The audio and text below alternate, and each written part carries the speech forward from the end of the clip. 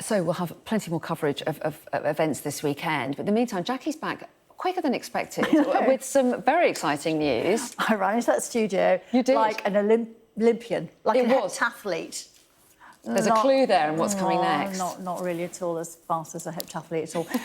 Let's go live now to Team GB House in Paris and talk to Katarina Johnson-Thompson, our Olympic heptathlete. She has that silver medal.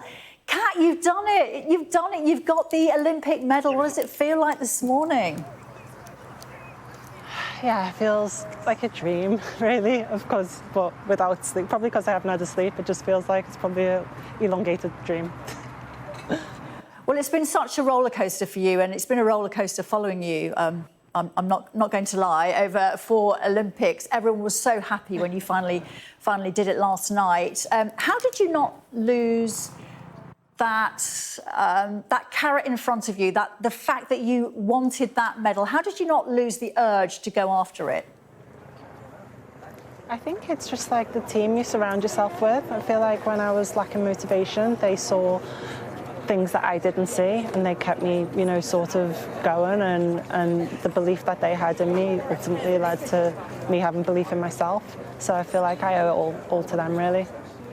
Well, you had a great first day, didn't you? Really good first day of competition. It came into the second day.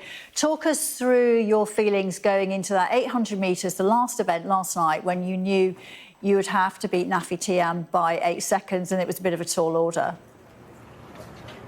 I don't think anything is tall order in athletics. You know, you've got to give it a chance, and for me, being able to have a chance at gold is just everything. You know, when you, as a heptathlete, get into that 800 and anything's possible, I still think it was possible in that moment, and that's what I was really happy about, that I had that moment to try.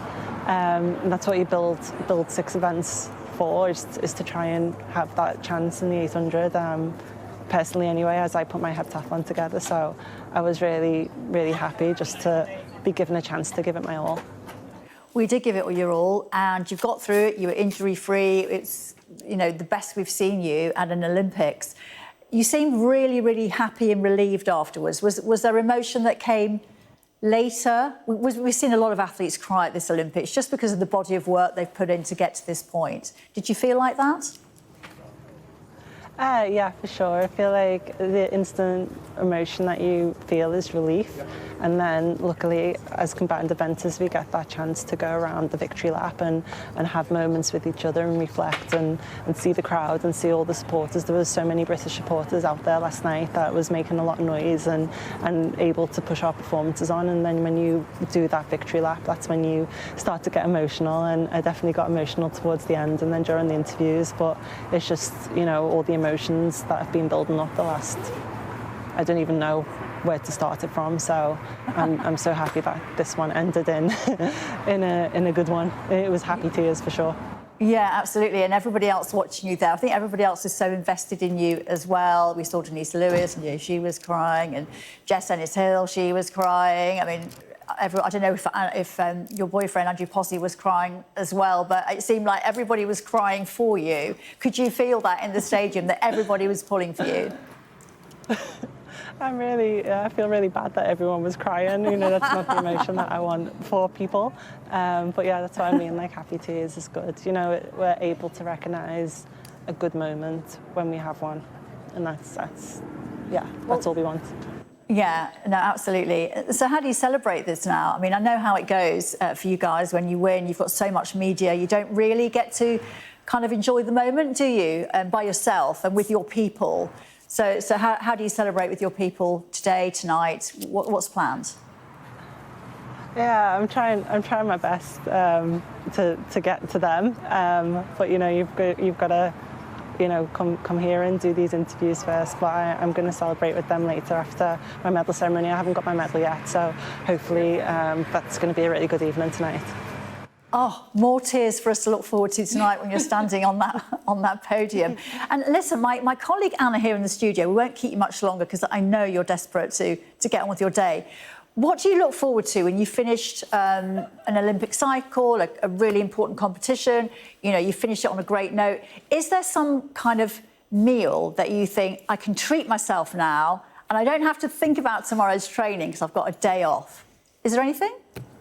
Yeah, no, for me, I don't tend to sort of like diet too hard, but for me, it's just like the freedom of being able to do what you want when you want, and not have that sort of schedule.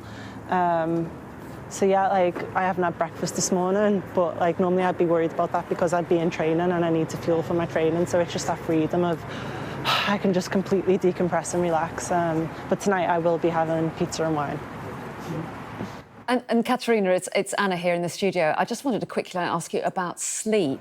You said that you didn't sleep last night. Did you sleep the night before, the night between your 2 days of events? We were thinking about you, thinking, how do you wind down? You know, have you slept at all? Not really. I think I could count the amount of hours of sleep I've had on one hand in the last 2 days. I couldn't even sleep in between. We had like 7 hours post javelin, pre 800, and I couldn't sleep for the life of me. I had 5 hours of lying down, but I didn't sleep.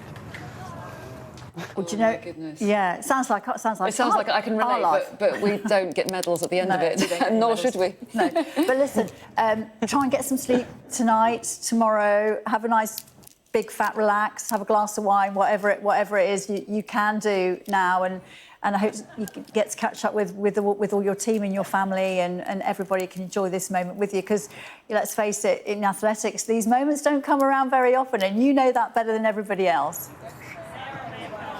Yeah, I know I will. Thank you so much.